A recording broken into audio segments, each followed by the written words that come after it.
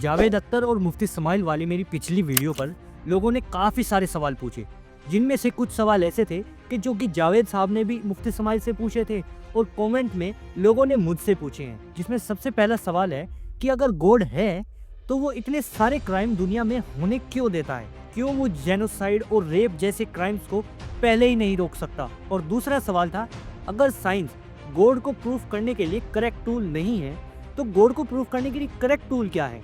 तो आज इस वीडियो में हम इन्हीं लॉजिकल फैलेसीज को एक्सपोज करेंगे। तो सबसे पहला सवाल, the problem of evil. Atheist अक्सर पूछते हैं कि गॉड किसी भी क्राइम को होने से पहले क्यों नहीं रोक देता। तो इसका जवाब है फ्री विल एंड टेस्ट का कॉन्सेप्ट। इमेजिन कीजिए आप एक एग्जाम हॉल में बैठे हैं, आपके सामने एक एमसीक्यू पेपर है और टीचर ने आपको पूरे साल पढ़ाया है कि क्या सही है और क्या गलत है, लेकिन एग्जाम के वक्त टीचर खामोश खड़ा हो जाता है। लेकिन इमेजिन करिए अगर आप एग्जाम के दौरान एक गलत ऑप्शन पर टिक करने जाते हैं, लेकिन वहीं आकर आपका टीचर आपका हाथ पकड़ लेता है और कहता है कि ये गलत ऑप्शन है, तो आप खुद बताइए क्या वो एक एग्जाम रह जाएगा? नहीं। और ऐसे ही रिलीजियस टेक्स्ट ने भी पहले ही बता दिया है कि रेप, कत्ल और झूठ क्राइम्स हैं और गलत ऑप्शंस हैं, और साथ ही इंसान को फ्री विल दी गई है।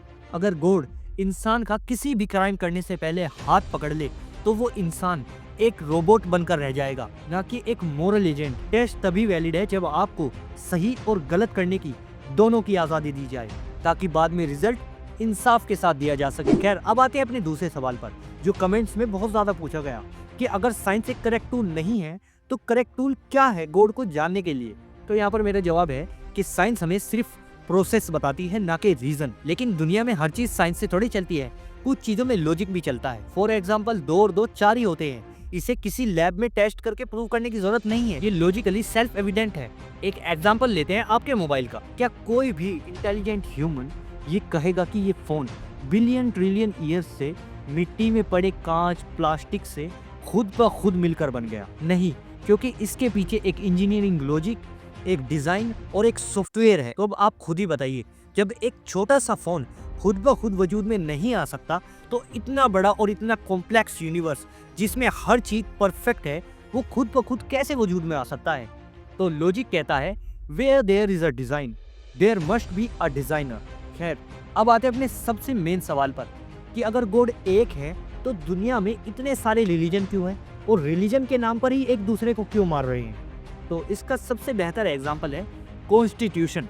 जी हाँ, इमेजिन करिए 2 देशों का कॉन्स्टिट्यूशन, मतलब जहाँ एक देश में रेप की सजा है 10 साल और दूसरे देश में सजा है 8 साल, लेकिन दोनों का कोर मैसेज सेम है कि रेप एक क्राइम है और इसकी सजा मिलनी चाहिए। लेकिन क्या हो अगर ये लोग मेन मैसेज को ना समझकर आपस में इस बात पर लड़ने लगे कि नहीं 8 साल नहीं बल्कि 10 साल सही है, 10 साल नहीं बल्कि 8 साल रेप की सजा सही है? तो क्या गलती कॉन्स्टिट्यूशन की है या फिर उन लोगों की है जो मेन मैसेज को छोड़कर एक छोटी सी बात पर लड़ रहे हैं? और थियोलॉजी भी यही है।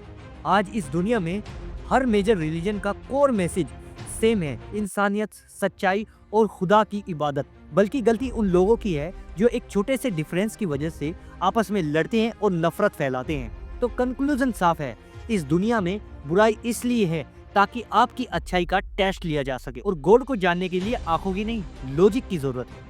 इस वीडियो के बावजूद अगर आपके पास कोई सवाल है तो कमेंट में जरूर पूछना।